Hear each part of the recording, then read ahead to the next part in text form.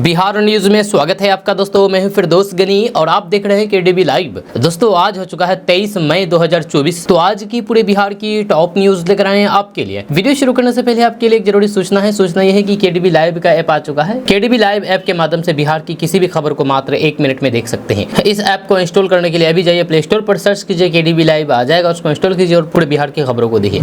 तो चलिए चलते हैं आज की खबरों की ओर। दोस्तों नेता प्रतिपक्ष तेजस्वी यादव लगातार बीजेपी पर हमलावर हैं। वहीं पर चुनावी सभा में दिए गए उनके एक बयान की काफी चर्चा हो रही है। इसको लेकर के एक्स पर उन्होंने बुधवार को वीडियो भी शेयर किया है। इस वीडियो में वो नौकरी के मुद्दे पर नए अंदाज में बोलते हुए नजर आ रहे हैं। उन्होंने कहा कि 1 करोड़ नौकरियां मिलेगी फटाफट फटाफट फटाफट। साथ ही इस चुनाव में बीजेपी के साफ होने की भी भविष्यवाणी खास अंदाज में की है। जहां तेजस्वी यादव ने एक्स पर लिखा कि माहौल है एकदम टनाटन टनाटन टनाटन, बीजेपी हो गई सफाचट सफाचट सफाचट, महिलाओं को 1 लाख रुपए मिलेगी खटाखट खटाखट खटाखट, 1 करोड़ नौकरियां मिलेगी फटाफट फटाफट फटाफट, इंडिया गठबंधन पर वोट पड़ रहा है ठकाठक ठकाठक ठकाठक।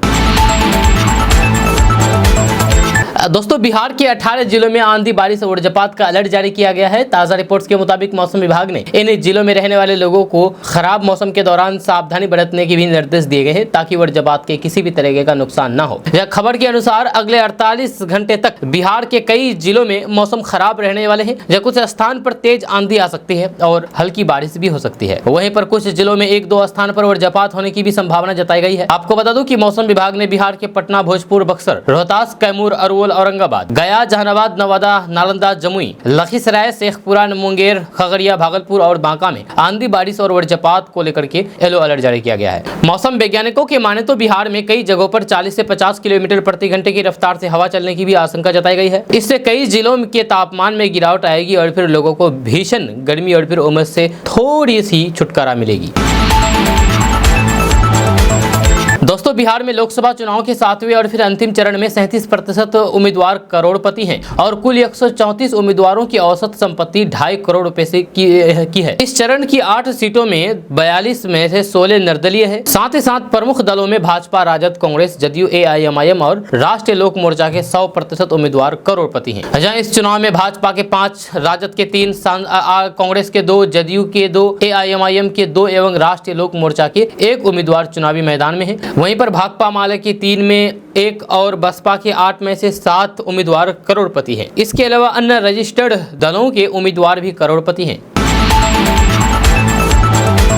दोस्तों बिहार के बक्सर लोकसभा सीट से निर्दलीय चुनाव लड़ रहे पूर्व IPS अधिकारी आनंद मिश्रा ने बीजेपी पर धोखा देने का आरोप लगाया है। जहां आनंद मिश्रा ने दावा किया है कि असम के मुख्यमंत्री हेमंत बिस्वा शर्मा के कहने पर ही उन्होंने IPS की नौकरी छोड़ी थी। हेमंत बिस्वा शर्मा ने उन्हें बीजेपी में बड़ा पद देने का वादा किया था। आपको बता दें कि आनंद मिश्रा ने बीजेपी से टिकट नहीं मिलने पर बक्सर से निर्दलीय पर्चा भरा, जिससे यहाँ लड़ाई त्रिकोणीय बन गई है। जब भोजपुर जिले के रहने वाले आनंद मिश्रा 2011 बैच के असम कैडर के IPS रहे हैं। जब पिछले साल उन्होंने भारतीय पुलिस सेवा से इस्तीफा दिया था, यानी कि IPS से इस्तीफा दिया था और राजनीति में कदम रखा। आनंद मिश्रा के बीजेपी ज्वाइन करके बक्सर से लोकसभा चुनाव लड़ने की अटकलें थी, जब मगर पार्टी ने उन्हें टिकट नहीं दिया। बीजेपी ने लोकसभा चुनाव 2024 में बक्सर से मौजूदा सांसद अश्विनी चौबे का टिकट काट करके मिथिलेश तिवारी को उम्मीदवार बनाया। इसके बाद आनंद मिश्रा ने बक्सर से निर्दलीय नामांकन किया, जहां इस सीट पर आखिरी चरण में 1 जून को मतदान होना है। एक इंटरव्यू में आनंद मिश्रा ने कहा कि असम के मुख्यमंत्री हेमंत बिस्वा शर्मा ने ही उन्हें बीजेपी में शामिल करने का वादा किया था। उन्होंने गारंटी दी थी कि वे मुझे बीजेपी की महत्वपूर्ण भूमिका देंगे। उन्होंने मुझे IPS से त्याग पत्र देने को भी कहा। जब उनके कहने पर ही मैंने नौकरी छोड़ी, मगर हेमंत बिस्वा शर्मा और बीजेपी ने मेरे साथ धोखा किया है, मुझे पार्टी में शामिल नहीं किया। सड़क दुर्घटना का शिकार होते शिक्षक, क्लास में बेहोश होती छात्राएं, बेंच बोर्डिंग बैग घोटाला, न गर्मी की छुट्टी न ही होली की छुट्टी। क्या शिक्षा व्यवस्था का और दम घोट रहे हैं के पाठक? जी हां, उन्हें बिहार की शिक्षा व्यवस्था में सुधार के लिए लाया गया था, लेकिन क्या अब वो व्यवस्था के लिए बोझ बन गए हैं? सुबह 5 बजे निकलना और फिर दोपहर 2 बजे तक घर पहुंच जाना। इस चक्कर में शिक्षक ना तो सुबह कुछ खा पा रहे हैं और न ही दोपहर को ठीक से लंच कर पा रहे हैं। 1 मिनट की देरी पर भी वेतन काट लिया जा रहा है। शिक्षक दुर्घटना का शिकार हो रहे हैं। बच्चे क्लास में बेहोश हो रहे हैं। इस साल की गर्मी में छुट्टी तक नहीं मिली। वहीं पर बिहार के मुजफ्फरपुर में एक सरकारी शिक्षक को गिरफ्तार कर लिया गया क्योंकि उसने छात्रों को प्रधानमंत्री नरेंद्र मोदी को वोट न देने के लिए कहा था। इसे चुनाव आचार संहिता का उल्लंघन बताया गया। जिला शिक्षा अधिकारी की शिकायत पर एफआईआर दर्ज की गई। मामला मुजफ्फरपुर जिला के कुरहरी ब्लॉक के अमरख स्थित सरकारी माध्यमिक विद्यालय का है और उस शिक्षक का नाम हरेंद्र रजक है। आपको बता दूं कि हरेंद्र रजक शिक्षक ने मोदी को वोट न देने की अपील करते हुए कहा कि राशन योजना के तहत जो खाद्यान्न मिल रहा है वो उपयोग के लायक नहीं है, वो खाने के लायक नहीं है। वैसे ये सही बात है कि बिहार में लंबे समय तक स्कूल अव्यवस्था से बदहाल रहे। न इंफ्रास्ट्रक्चर की सुविधा थी, न बच्चे आते थे और न ही शिक्षक पढ़ाते थे। लेकिन व्यवस्था में सुधार के नाम पर सिर्फ एक वर्ग पर नियम कानून लादना, थोपना और बाकी चीजों को ऐसे ही छोड़ देना कहां तक सही है? वो बिल्कुल भी उचित नहीं है। बिहार के कुछ गाँव में शिक्षक अच्छे थे, वहाँ 80 से 90% शिक्षक से भी अच्छी पढ़ाई होती थी। लेकिन धीरे धीरे हालात बिगड़ते गए और जैसे जैसे अपराध और जंगलराज का बोलबाला बढ़ा, पलायन बढ़ा, स्कूलों की स्थिति भी बदतर होती चली गई। लेकिन अब जो स्कूलों की व्यवस्थाओं को सुधारा जा रहा है, लेकिन व्यवस्थाओं को सुधारा तो कम जा रहा है, परेशान ज्यादा किया जा रहा है। चाहे बच्चे हो, शिक्षक हो या फिर अभिभावक, सब के सब परेशान हो रहे हैं। लेकिन के पाठक अपने मौज में हैं। दोस्तों, बिहार के काराकाट लोकसभा सीट से निर्दलीय उम्मीदवार के रूप में चुनावी मैदान में उतरे भोजपुरी एक्टर पवन सिंह को बीजेपी ने पार्टी से बाहर का रास्ता दिखा दिया है। इस बात की जानकारी भाजपा की तरफ से आज पत्र जारी करके दी गई है। भाजपा की तरफ से यह कहा गया है कि पार्टी के फैसले के खिलाफ काराकाट लोकसभा सीट से निर्दलीय उम्मीदवार के तौर पर चुनाव लड़ने पर तत्काल प्रभाव से भाजपा द्वारा पवन सिंह को निलंबित कर दिया गया है। पवन सिंह ने सोशल मीडिया मंच एक्स पर पोस्ट शेयर करके अपनी बात रखी है। पवन सिंह ने अपने पोस्ट में लिखा है कि कल भी महाभारत में अभिमन्यु अकेला था और आज भी अकेला है। भगवान कृष्ण और पांडवों के होते हुए चक्रव्यूह में घेर करके राक्षसों ने उन्हें मारा था। आज भी रण में अभिमन्यु अकेला है, लेकिन जनता उनके साथ है। इसके साथ एक अन्य पोस्ट में पवन सिंह ने लिखा कि अपना कर्तव्य हम निभाएंगे, काराकाट को नया बनाएंगे। वहीं पर इस मामले में बिहार विधानसभा में विपक्ष के नेता और पूर्व डिप्टी सीएम तेजस्वी यादव ने कहा कि भाजपा की साजिश है। बीजेपी उम्मीदवार उपेंद्र कुशवाहा जी को हराना चाहती है भाजपा और अंदर ही अंदर बीजेपी पवन सिंह की मदद कर रही है। इधर वीआईपी अध्यक्ष मुकेश सहनी ने कहा कि ये दिखावा है। उन्होंने दावा किया है कि यह बीजेपी की ही चाल है और वह उपेंद्र कुशवाहा को ठिकाने लगाना चाहती है। वहीं पर भाजपा ने उसे पार्टी से निष्कासित कर दिया है। जब पार्टी की ओर से की गई कार्रवाई के बाद प्रतिक्रियाओं का दौर जारी है। इसी कड़ी में तेजस्वी यादव ने भी प्रतिक्रिया दी है। तेजस्वी यादव ने हालांकि पहले इस मामले में प्रतिक्रिया देने से बचते नजर आए। उन्होंने कहा कि इससे मेरा क्या, हमें क्या, ये उनकी पार्टी का मामला है। हमें तो लगता है कि एनडीए प्रत्याशी उपेंद्र कुशवाहा को हराने के लिए भाजपा साजिश कर रही है। इस वजह से पार्टी की ओर से इस तरीके की दिखावटी कार्रवाई की गई है। वहीं चिराग पासवान को लेकर के तेजस्वी यादव ने कहा कि चिराग पासवान को हार की सबसे पहले मुबारकबाद। हमारे पास जो इन्फॉर्मेशन आ रही है उसके हिसाब से चिराग पासवान अच्छे मार्जिन से हार रहे हैं। भाजपा के ही लोग उन्हें हरा रहे हैं। इसके अलावा उनके साथ कई ऐसे लोग हैं जो उन्हें हराने के लिए लगे हुए हैं। दोस्तों, देश में लीची की बेस्ट क्वालिटी के लिए बिहार को जाना जाता है। आपको बता दो कि भारत की नंबर 1 क्वालिटी की लीची यानी कि शाही लीची बिहार के मुजफ्फरपुर जिला में ही मिलती है। शाही लीची को लीची की बेस्ट क्वालिटी का दर्जा दिया गया है। जब बिहार का मुजफ्फरपुर जिला में मिलने वाली शाही लीची अपने स्वाद और रंग के लिए दुनिया भर में मशहूर है। शाही लीची अन्य लीची की तुलना में अधिक महंगी होती है और इसके स्वाद एवं बनावट के कारण ज्यादातर लोग इसे खाना पसंद करते हैं। स्वाद, बनावट, सुगंध और रंग के कारण इसे लीची की सबसे बेस्ट क्वालिटी में शामिल किया गया है और इसलिए इसे जीआई टैग भी मिला हुआ है। ये तो रही लीची की बात, लेकिन क्या आपको पता है कि ये लीची स्वादिष्ट होने के साथ साथ बिहार का गौरव भी है? आपको बता दें कि इस लीची को प्राइड ऑफ बिहार भी कहा जाता है। जी हाँ, वैसे तो बिहार के अलावा झारखंड, उत्तराखंड और फिर उत्तर प्रदेश समेत कई राज्यों में लीची की खेती की जाती है, लेकिन जो स्वाद बिहार के मुजफ्फरपुर जिला के शाही लीची का है वे किसी और जिला में नहीं है। मुजफ्फरपुर की शाही लीची अपने स्वाद और सुगंध के लिए देश ही नहीं बल्कि विदेशों में भी फेमस है। ये तो रही शाही लीची की बात, लेकिन आपको बता दें कि बिहार में शाही लीची के अलावा चाइना लीची भी बहुत फेमस है। इसका स्वाद, रंग और बनावट सभी चीज शाही लीची से अलग है। जब बिहार में शाही और फिर चाइना इन दो तरीके की लीची की अच्छी पैदावार होती है, इसलिए इसे बिहार का गौरव यानी कि प्राइड ऑफ बिहार कहा जाता है। मुजफ्फरपुर जिला के किसानों का ये भी मानना है कि यहाँ की शाही लीची का स्वाद सबसे अलग है। मुजफ्फरपुर की शाही लीची और दूसरे जगह की शाही लीची के स्वाद में बहुत अंतर है। वे स्वाद चख करके बता सकते हैं कि लीची मुजफ्फरपुर की है या फिर कहीं और की है। खबर बिहार के बांका से सामने आई है। बिहार के बांका के बेलहर थाना क्षेत्र में एक युवक प्रेम विवाह करने के कुछ महीने के बाद दूसरी शादी करने जा रहा है। यह जिले के विष्णुपुर गांव की रहने वाली प्रेमिका नीतू यानी कि जो पहली पत्नी है, उन्होंने अपने पति सुंदरम कुमार का दूसरा विवाह रुकवाने के लिए बेलहर थाने में आवेदन दिया है। नीतू ने बताया है कि वे गाँव के पास स्थित नगेल हाई स्कूल में पढ़ती थी। इसी दौरान गाँव के ही सुंदरम कुमार से प्यार हो गया। दोनों के बीच प्यार इस कदर परवान चढ़ा कि युवक ने पिछले भादो पूर्णिमा के दिन ही घर पहुंच करके परिवार वालों की मौजूदगी में मांग में सिंदूर भर करके शादी रचा ली। 2 दिनों तक दोनों मायके में ही पति पत्नी की तरह साथ रहे। इसके बाद वह फिर विदा करा करके घर लाया। 2 दिनों बाद जब युवक प्रेमिका पत्नी के साथ अपने घर पहुंचा तो फिर सास ससुर ने उन्हें मार पीट करके घर से बाहर निकाल दिया। उस समय प्रेमी पति अपनी प्रेमिका पत्नी के साथ रहने के लिए तैयार था। हालांकि ससुर प्रेमी पति को लेकर के सिकंदराबाद चला गया। जब प्रेमिका पत्नी ने बताया है कि इसके बाद भी हम दोनों के बीच फोन पर बातचीत होती रही। जहाँ जनवरी में वह घर आया तो फिर हमसे मिलने भी आया था। जब इसकी भनक लगते ही फिर सास और फिर ससुर आग बबूला हो गए। दोनों को एक दूसरे से अलग कर दिया।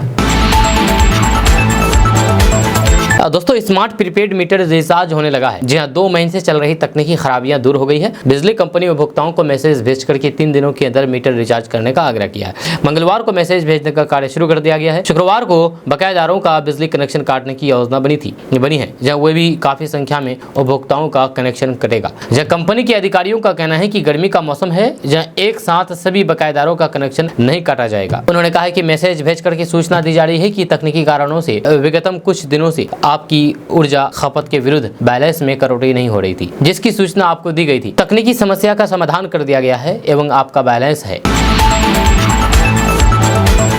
दोस्तों, बिहार के पूर्व उप मुख्यमंत्री तेजस्वी यादव ने गोपालगंज में बुधवार को चुनावी सभा को संबोधित करते हुए प्रधानमंत्री नरेंद्र मोदी पर तीखा प्रहार किया है। तेजस्वी यादव ने कहा है कि केंद्र में हमारी सरकार बनी तो फिर सबसे पहले युवाओं के लिए अभिशाप बनी अग्निवीर योजना को खत्म कर देंगे। अग्निवीर में 18 साल का युवा चयनित होता है और 4 साल की नौकरी के बाद 22 साल में रिटायर हो जाता है। जब अभी उनकी मूछें भी नहीं आती है तब तक वो नौकरी से रिटायर हो जाते हैं। जब दुर्घटना में उनकी शहीद का दर्जा भी नहीं दिया जाता है। हमारे प्रधानमंत्री जी 75 साल की उम्र में होकर भी 5 साल और अपनी सेवा बनाने के चक्कर में पड़े हुए हैं और युवाओं को 22 साल की उम्र में रिटायर कर देना चाहते हैं। तेजस्वी यादव ने कहा है कि बिहार में एनडीए चुनाव लड़ रही है, इसलिए प्रधानमंत्री नरेंद्र मोदी बार-बार बिहार आ रहे हैं। तेजस्वी यादव ने कहा है कि बिहार में अब तक दर्जनों बार प्रधानमंत्री आ चुके हैं, लेकिन एक बार भी अपने कार्यकाल में बिहार के लिए किए गए कार्यों को नहीं बता रहे हैं। जब 10 साल प्रधानमंत्री रहते हुए उन्हें बिहार के लिए क्या दिया है, इन सभी बातों पर वे कुछ भी नहीं बोल रहे हैं। सभा को संबोधित करते हुए तेजस्वी यादव ने कहा कि हम सब जहां भी जनसभा करने जा रहे हैं वहां हमने अपने 17 महीने की सरकार में किए गए कार्यों को बता रहे हैं। तेजस्वी यादव ने कहा है कि हमारी सरकार केंद्र में बनी तो हम 1 करोड़ युवाओं को नौकरी देंगे। गोपालगंज के सवैया में बंद पड़े एयरपोर्ट को चालू करेंगे। बिहार के पूर्व डिप्टी सीएम तेजस्वी यादव इन दिनों सभा को लेकर के काफी व्यस्त हैं। सिवान में बुधवार को तेजस्वी यादव ने दरौली में और जिला मुख्यालय के टरा गांव में जनसभा को संबोधित किया। इस दौरान तेजस्वी यादव ने जनता से अवध बिहारी चौधरी के पक्ष में वोट करने की अपील की।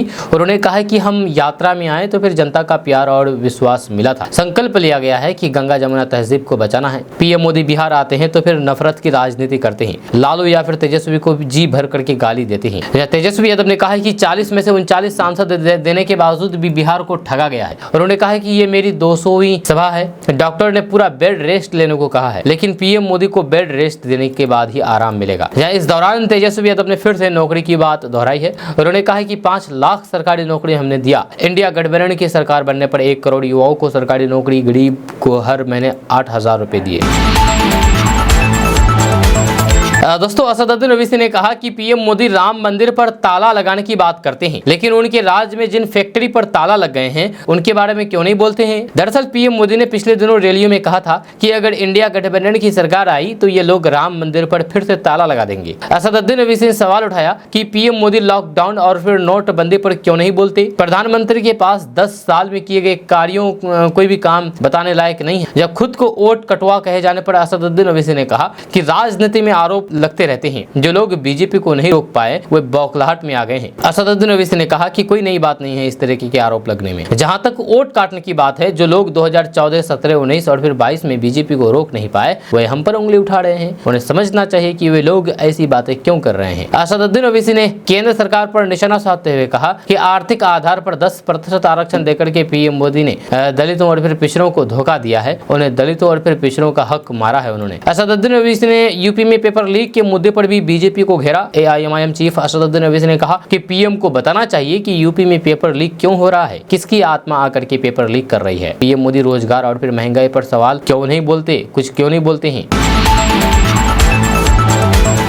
राजनीतिक विश्लेषक प्रशांत किशोर ने 4 जून के बाद की सरकार को लेकर की भविष्यवाणी करते हुए कहा कि प्रधानमंत्री नरेंद्र मोदी के तीसरे कार्यकाल में पेट्रोलियम को वस्तु एवं सेवा कर यानी कि जीएसटी के तहत लाया जा सकता है और राज्यों की वित्तीय स्वायत्ता पर महत्वपूर्ण अंकुश लग सकता है। प्रशांत किशोर ने मोदी सरकार की भ्रष्टाचार विरोधी कहानी में संरचनात्मक और फिर परिचालन परिवर्तन की भविष्यवाणी की है। प्रशांत किशोर ने कहा है कि मुझे लगता है कि मोदी 3.0 सरकार धमाकेदार शुरुआत करेगी। केंद्र के पास शक्ति और फिर संसाधन दोनों का अधिक संकेंद्रण होगा। जब राज्यों के वित्तीय स्वायत्तता में कटौती करने का भी एक महत्वपूर्ण प्रयास हो सकता है। 2014 में नरेंद्र मोदी के अभियान का प्रबंधन करने वाले प्रशांत किशोर ने कहा कि प्रधानमंत्री के खिलाफ कोई भी व्यापक गुस्सा नहीं है और भाजपा लगभग 303 सीटें जीतेगी। जबकि राजनीतिक रणनीतिकार प्रशांत किशोर ने कहा कि राज्यों के पास वर्तमान में राजस्व के 3 प्रमुख स्रोत हैं, पेट्रोलियम, शराब और भूमि। प्रशांत किशोर ने कहा कि मुझे आश्चर्य नहीं होगा अगर पेट्रोलियम को जीएसटी के दायरे में लाया जाए। फिलहाल पेट्रोल, डीजल, एटीएफ और फिर प्राकृतिक गैस जैसे पेट्रोलियम उत्पाद जीएसटी के दायरे से बाहर है। हालांकि उन पर अभी वेट, केंद्रीय बिक्री पर और कर और फिर केंद्रीय उत्पाद शुल्क जैसे कर लगते हैं। दोस्तों, भोजपुरी स्टार पवन सिंह के खिलाफ बीजेपी पार्टी ने एक्शन लेते हुए बुधवार को बाहर का रास्ता दिखा दिया, जब पार्टी ने पत्र जारी करते हुए ये कहा कि पवन सिंह जो काम कर रहे हैं वह दल विरोधी है। काराकाट से वे निर्दलीय चुनाव लड़ रहे हैं, जिससे पार्टी की छवि धूमिल हुई है। ये पूरी कार्रवाई पर बिहार सरकार के पूर्व मंत्री और फिर विकासशील इंसान पार्टी के प्रमुख मुकेश सहनी ने पटना एयरपोर्ट पर पत्रकारों से बातचीत में अपनी प्रतिक्रिया दी है। उन्होंने उपेंद्र कुशवाहा पर हमला करते हुए बड़ा खुलासा किया है, जब मुकेश सहनी ने पवन सिंह को बीजेपी से निष्कासित किए जाने पर कहा है कि ये बीजेपी का दिखावा है, बीजेपी की चाल है। जब बीजेपी उपेंद्र कुशवाहा को ठिकाना लगाएगी, पवन सिंह जब चुनाव जीतेंगे तो फिर उनको कहेगी कि बीजेपी ज्वाइन कर लीजिए। उपेंद्र कुशवाहा भी ठिकाने लग जाएंगे और फिर पवन सिंह बीजेपी में भी आ जाएंगे। वीआईपी सुप्रीमो मुकेश सहनी ने कहा कि चिराग पासवान को भी भारतीय जनता पार्टी ने ठिकाने लगा दिया है। चिराग पासवान हाजीपुर से चुनाव लड़ रहे हैं क्योंकि प्रधानमंत्री ने ही कहा था कि हम इनको जिताने नहीं आए, हम रामविलास पासवान का कर्ज उतारने आए। उन्होंने कहा है कि प्रधानमंत्री ने एक भी वादा पूरा नहीं किया है। प्रधानमंत्री पहले अपना वादा पूरा करें, इसके बारे में सोचें, पूरा करने के बारे में सोचें। दोस्तों, अभी हम आपको बताने जा रहे हैं कि जब कोई अनजान नंबर से आपको बार बार कॉल करके परेशान करे तो उस शख्स के बारे में आप कैसे पता लगा सकते हैं। जी हाँ, यानी कि आपके पास कोई नंबर, अननोन नंबर से कॉल आता है और आपको परेशान किया जाता है, तो आप इसके बारे में कैसे पता करेंगे कि आखिर ये कौन है। आप कहेंगे कि इनमें सबसे आसान तरीका है ट्रू कॉलर, या आसान तरीका है नंबर द्वारा इंसान की पहचान करने का। आपको बता दूं कि आप चाहे ट्रू कॉलर ऐप को डाउनलोड कर सकते हैं या फिर आप ब्राउजर में ट्रू कॉलर की साइट पर जाकर के चेक कर सकते हैं। अननोन नंबर के बारे में जानने का दूसरा तरीका है व्हाट्सएप। जी हाँ, व्हाट्सएप पर लोग अक्सर अपना नाम लिखते हैं। अगर आप अननोन नंबर को व्हाट्सएप पर सेव करते हैं और उसके बारे में कॉन्टैक्ट डिटेल्स में जाकर के चेक करते हैं तो आपको उसका नाम और फोटो भी दिख सकता है। आप फेसबुक से भी अनजान नंबर से के बारे में जानकारी प्राप्त कर सकते हैं। फेसबुक के कॉन्टैक्ट फीचर में जाकर के आप उस नंबर को सर्च करेंगे, नंबर को पेस्ट करके सर्च करेंगे। या अगर उसे कोई भी फेसबुक आईडी बनाई गई है तो फिर वह आपको दिख जाएगी। आपको कुछ अगर ज्यादा परेशान कर रहा है तो फिर आपके पास पुलिस का विकल्प है, पुलिस का ऑप्शन है आपके पास। आप पुलिस स्टेशन में जाकर के उस नंबर के खिलाफ शिकायत दर्ज कर सकते हैं। जब पुलिस आपको उससे जुड़ी हुई जानकारी भी देगी और फिर उस व्यक्ति को दंडित भी करेगी। अगर आपको लगता है कि अनजान नंबरों से कॉल आ रहे हैं तो आप इन्हें इग्नोर बिल्कुल भी ना करें। आप पुलिस स्टेशन में जाकर के उसके खिलाफ कंप्लेन जरूर करें।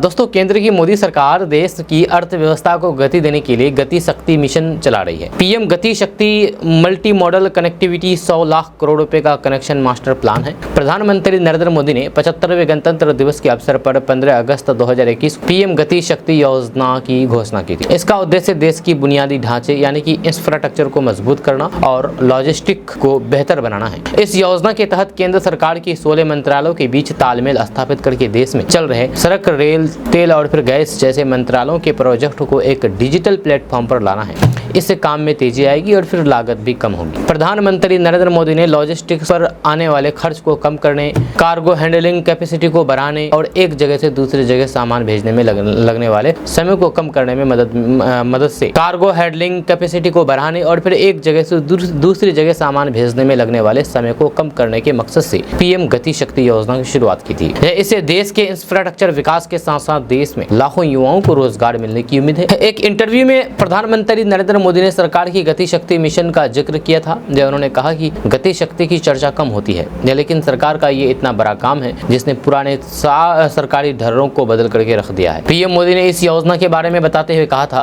कि ये ऐसा प्लेटफॉर्म है जिससे स्पेस टेक्नोलॉजी का भी इस्तेमाल होता है और पूरे भारत में कहीं पर भी कोई इंफ्रास्ट्रक्चर का प्रोजेक्ट चल रहा हो, इसकी निगरानी इसके जरिए की जा रही है। हमारे गति शक्ति प्लेटफॉर्म पर डेटा है, इसकी 1600 लेयर्स है। आप कोई भी चीज डालोगे तो उसे 1600 लेयर्स में से वेरीफाई होकर के आता है। ये अपने आप में एक बड़ी यूनिक चीज है। अब सवाल यह है कि आखिर पीएम गति शक्ति योजना का फायदा क्या है। तो आपको बता दूं कि पहले सड़क, रेल, तेल और फिर गैस जैसी परियोजनाओं को मंजूरी मैनुअली मिलने के चलते इसमें महीनों सालों लग जाते थे, लेकिन अब पीएम गति शक्ति योजना के तहत सभी परियोजनाओं के लिए मंजूरी ऑनलाइन मिल जाएगी। इसके लिए एक नया डिजिटल पोर्टल बनाया गया है जहां पर सभी विभाग एक साथ काम करेंगे। इस दौरान ऑनलाइन प्रक्रिया होने के चलते कागजी कार्रवाई की झंझट भी खत्म हो जाएगी और मंजूरी मिलने में लगने वाला समय भी अब कम होगा। इसका मतलब यह है कि सड़कें, रेल लाइनें, गैस पाइपलाइन का काम तेजी से होगा, यानी कि सब कुछ जल्दी बनेगा। कागज और प्रिंटिंग पर पैसा बचेगा जिससे खर्च कम होगा। इतना ही नहीं, सब कुछ ऑनलाइन होगा तो फिर इन प्रोजेक्ट को लेकर के ट्रांसपेरेंसी बढ़ेगी और फिर इससे भ्रष्टाचार की गुंजाइश भी कम होगी। अगर आप भी किसी भी लिंक पर अनजाने में क्लिक करते हैं या फिर जानबूझ करके भी क्लिक करते हैं किसी अननोन लिंक पर, तो आपके साथ हादसा हो सकता है, यानी कि हो सकता है कि आप कंगाल भी हो जाएं, क्योंकि स्कैमर्स ऐसे लिंक भेजते हैं चूना लगाने के लिए, साइबर फ्रॉड करने के लिए, जिससे यूजर्स द्वारा क्लिक करते ही उसकी बैंक अकाउंट खाली हो जाती है। जहाँ इंटरनेट इस्तेमाल करने के साथ हम किसी न किसी तरह की जानकारी अपने पीछे छोड़ देते हैं। पीछे रह गई इन जानकारियों को ही डिजिटल फुटप्रिंट कहा जाता है। डिजिटल फुटप्रिंट सोशल मीडिया पर पोस्ट शेयर करने, न्यूज़लेटर को सब्सक्राइब करने, ऑनलाइन रिव्यू करने और फिर ऑफलाइन शॉपिंग करने के साथ बढ़ते हैं। हालांकि ये भी जरूरी नहीं है कि डिजिटल फुटप्रिंट के लिए हर बार आप ही जिम्मेदार हों। जहाँ कई वेबसाइट आपकी एक्टिविटी को ट्रैक कर सकती है। ऐसा करके डिवाइस में कुकीज को इंस्टॉल करवा करके किया जा सकता है। इसी तरह कई बार एप्स भी यूजर्स की जानकारी के बिना उसका डेटा कलेक्ट कर रहे होते हैं। दोस्तों, जनसुराज पदयात्रा के सूत्रधार और चुनावी रणनीतिकार प्रशांत किशोर ने कहा कि जनसुराज व्यवस्था नहीं बनाएगा तो फिर कल होकर के समाज के लोग बोलेगा कि प्रशांत किशोर गांव प्रखंडों में घूम रहे हैं, तो फिर इनकी कोई ताकत नहीं है। जब मुझे नीतीश कुमार और लालू प्रसाद यादव धमकियां नहीं दे सकते हैं, जब मैं अगर बिहार में लड़ने आया हूं तो इतनी ताकत के साथ लड़ूंगा कि इन सब नेताओं के दांत खट्टे कर दूंगा। जहाँ आगे उन्होंने कहा कि पश्चिम बंगाल में आपने मेरा काम देखा होगा कि मैंने ही उनकी नस ढीली की थी। भाजपा ने पूरी ताकत लगा दी थी और मैंने कहा था कि 100 पार भी नहीं होंगे। भाजपा वाले 100 पार भी नहीं हुए। जितना पैसा लगाना था उन्होंने लगा दिया पर कुछ नहीं हुआ। प्रशांत किशोर ने कहा कि समाज में कई ऐसे लोग हैं जो लड़ने के लिए लड़ते हैं, हम उनमें से नहीं हैं। अगर लड़ने आए तो फिर इस बात को मान करके चलिए कि जीतने का भी खाका दिमाग में लेकर आए होंगे या सोच समझ करके आए होंगे कि ये कठिन काम है, इसको करने में कितनी ताकत लगानी पड़ेगी, कितना पैसा बहाना पड़ेगा, कितनी व्यवस्था, कितना पसीना बहाना पड़ेगा, कितनी व्यवस्था बनानी पड़ेगी और कितना संसाधन लगाना पड़ेगा, सब कुछ सोच समझ करके व्यवस्था बनाने आए हैं। प्रशांत किशोर ने आगे कहा है कि जितने भी ये नेता है ये सोच रहे हैं कि हम धकियाने वाले आदमी हैं, बड़े बड़े लोगों के नाक में दम करके देते हैं। हम बिहार के लड़के हैं, देश भर का नेता जब चुनाव लड़ता है तो फिर मुझसे सलाह लेते हैं, तो ये नेता मेरा क्या करेंगे। एक बार समाज के लोग खड़े हो गए तो फिर जन बल के आगे कोई भी बल खड़े होने वाला नहीं है। इसलिए बिहार की भविष्य के लिए सोचिए और किसी का बंधुआ मजदूर मत बनिए। दोस्तों, बिहार शिक्षा विभाग की ओर से अलग अलग निर्देशों को लेकर के लगातार सामने आ रही पत्रों के से खलबली मची है। इसमें कुछ पत्रों को फर्जी भी बताया दिया जा रहा है। अभी एक पत्र सोशल मीडिया के जरिए सामने आया है जिसमें शिक्षकों को सुबह 5:45 तक स्कूल पहुंचने के लिए निर्देश दिया गया था। सीमांचल, मिथिलांचल, मगध समेत कुछ जिलों से ऐसा निर्देश वाला पत्र सामने आया था। हालांकि अब विभाग ने इसका खंडन किया है। आपको बता दूं कि मुंगेर के डीईओ मोहम्मद असगर अली ने कहा कि जारी किया गया पत्र गलत है, इसमें कुछ गलती हो गई गई थी, इसीलिए उसको कैंसिल किया गया है। आपको बता दो कि इस संदर्भ में मुंगेर से जो 20 मई की तारीख में पत्र सामने आया था उसे बरियारपुर बीओ आनंद कुमार के नाम पर जारी किया गया था। पत्र के आधार पर मीडिया में खबर चली तो बरियारपुर बीओ ने इसे फर्जी बताते हुए बुधवार को पत्र जारी किया। पत्र में उन्होंने कहा कि प्रखंड शिक्षा पदाधिकारी बरियारपुर मुंगेर के पत्रांक 216 दिनांक 20/5/2024 के तहत जारी किया गया वायरल पत्र निराधार एवं फर्जी है, अतः इस वायरल पत्र को सिरे से खारिज एवं फर्जी घोषित किया जाता है। हालांकि यह पहला मामला नहीं है जब शिक्षा विभाग से जुड़ी हुई किसी आदेश के पत्र को फर्जी बताया गया हो। जब पहले भी इस तरह की घटनाएं सामने आ चुकी है, एक बार फिर से पत्र को फर्जी करार दिया गया है। आपको बता दें कि 15 अप्रैल से 15 मई तक बिहार के सरकारी स्कूलों में गर्मी की छुट्टी की गई थी। ग्रीष्म अवकाश के बाद 16 मई से विद्यालय खुले हैं। सभी स्कूल का संचालन सुबह 6 बजे से 12 बजे तक हो रहा है, जब 12 बजे से 1:30 बजे तक मिशन दक्ष के तहत कक्षा संचालित किया जा रहा है। इस बीच 5:45 तक पहुंचने वाले पत्र से शिक्षकों की टेंशन बढ़ गई थी। अब शिक्षा विभाग के खंडन के बाद इन्हें राहत मिली है। दोस्तों, बिहार के सारण में 20 मई को नगर थाना क्षेत्र की बूथ संख्या 318 और 19 पर बवाल हुआ था। इस मामले में भाजपा कार्यकर्ता मनोज सिंह ने नगर थाना में राजद प्रत्याशी रोहिणी आचार्य के खिलाफ दंगा फैलाने, आचार संहिता के उल्लंघन और फिर रिप्रेजेंटेशन ऑफ पीपुल एक्ट के तहत केस दर्ज किया गया है। पुलिस ने रोहिणी आचार्य के खिलाफ धारा 307, 171C, 188 आरओपी एक्ट लगाया है। आरजेडी के पूर्व विधायक भोला यादव समेत 8 लोगों के खिलाफ छपरा नगर थाने में प्राथमिकी दर्ज की गई है, जहाँ सारण पुलिस अधीक्षक डॉक्टर गौरव मंगला ने इस केस की पुष्टि की है। इस मामले में आरोपी को थाने से बेल नहीं मिलेगा, जमानत के लिए न्यायालय ही जाना पड़ेगा।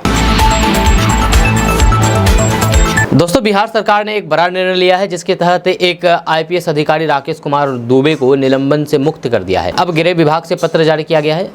आईपीएस अधिकारी राकेश कुमार दुबे उस समय भोजपुर के एसपी थे जब उन पर बालू के अवैध खनन और फिर बालू माफियाओं से साठगांठ रखने के आरोप लगे थे। इसी आरोप की वजह से बिहार सरकार ने राकेश कुमार दुबे को लगभग 3.25 वर्षों से निलंबित रखा था। जब बिहार सरकार के द्वारा की गई इस कार्रवाई को लेकर के राकेश कुमार दुबे कैट में गए थे। कैट में पूरी सुनवाई करने के बाद राकेश कुमार दुबे की निलंबन अवधि को बढ़ाने के गृह विभाग के आदेश को अनुचित माना था, लेकिन अब राकेश दुबे की निलंबन को रद्द कर दिया गया है। अब उसको फिर से सेवा में बहाल किया जा सकता है।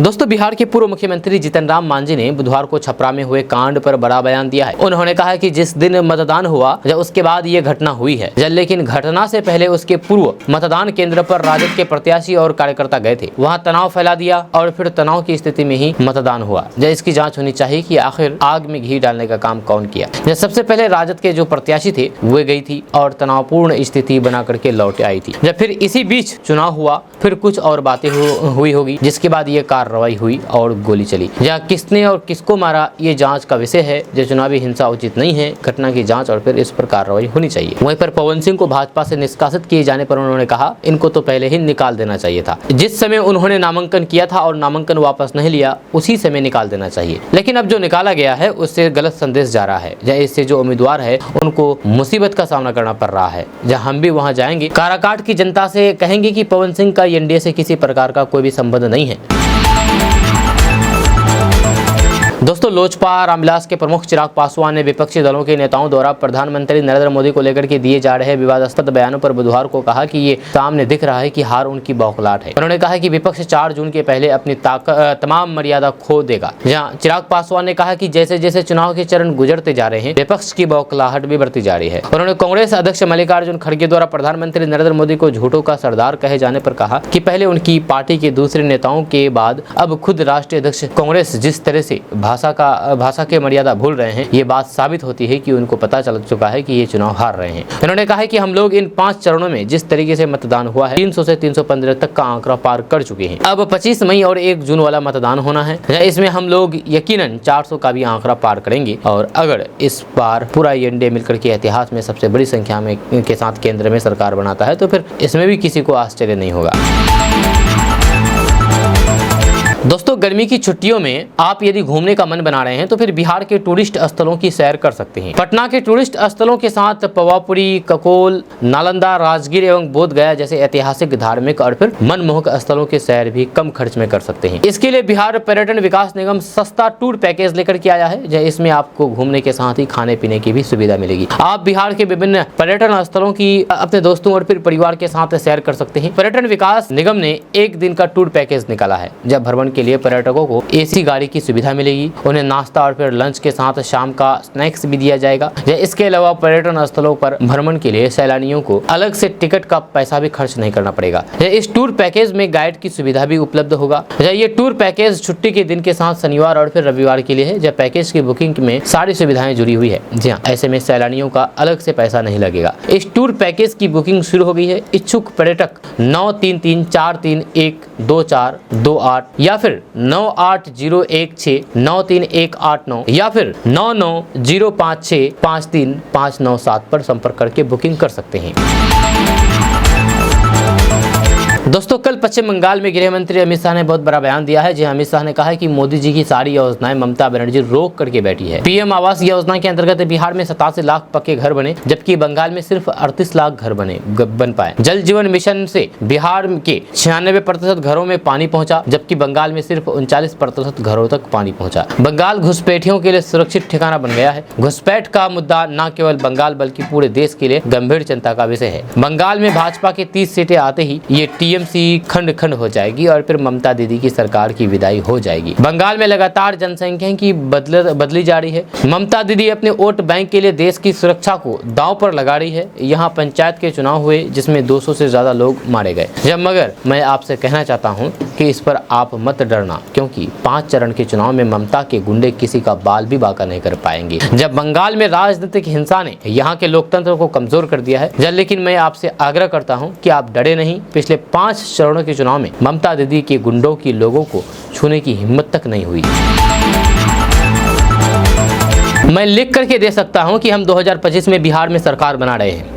जब मैं ये लिख करके दे सकता हूं, मैं एक लिख करके दे रहा हूं कि 2025 के बिहार विधानसभा चुनाव में हम बिहार में सरकार बना रहे हैं। ये कहना किसी और का नहीं बल्कि ये कहना है प्रशांत किशोर का। जी आपको बता दूं कि जनसुराज के फाउंडर और पॉलिटिकल स्ट्रेटजिस्ट यानी कि राजनीतिक रणनीतिकार प्रशांत किशोर ने एक चैनल से बातचीत की। इस दौरान उन्होंने बिहार की राजनीति से जुड़ी हुई सवाल के जवाब दिए। जनसुराज को लेकर के प्रशांत किशोर ने अपने विजन पर कहा कि मैं बिहार में बदलाव लाने का प्रयास कर रहा हूं। उन्होंने दावा किया है कि मैं लिखित दे देता हूं कि 2025 के बिहार विधानसभा चुनाव में जनसुराज अपने दम पर जीत कर आएगा और अगर ना आए तब भी आप मुझसे पूछिएगा। प्रशांत किशोर ने स्पष्ट कहा कि अगर जनसुराज नहीं जीतता है तो फिर मैं ये सब बदलाव के प्रयास छोड़ दूंगा। प्रशांत किशोर ने कहा कि मैं पहले भी बंगाल को लेकर के कह चुका था कि भाजपा 100 से ज्यादा सीटें नहीं जीत पाएगी, लेकिन तब मेरी बात का किसी ने विश्वास नहीं किया और मजाक उड़ाने लगा। लेकिन नतीजा जब आए तो फिर सभी आश्चर्यचकित रह गए और भाजपा को मात्र 77 सीटें आई। जब बिहार में जातिगत समीकरण और फिर चुनाव के सवाल पर प्रशांत किशोर ने अपनी स्ट्रेटजी बताते हुए कहा कि हम भी सभी 243 सीटों पर ऐसे ही समाज के लोगों को चुनाव लड़ाएंगे जो कि प्रभावी हो, जो उस लायक हो। जब आरजेडी की सियासी कद पर बात करते हुए प्रशांत किशोर ने कहा कि आप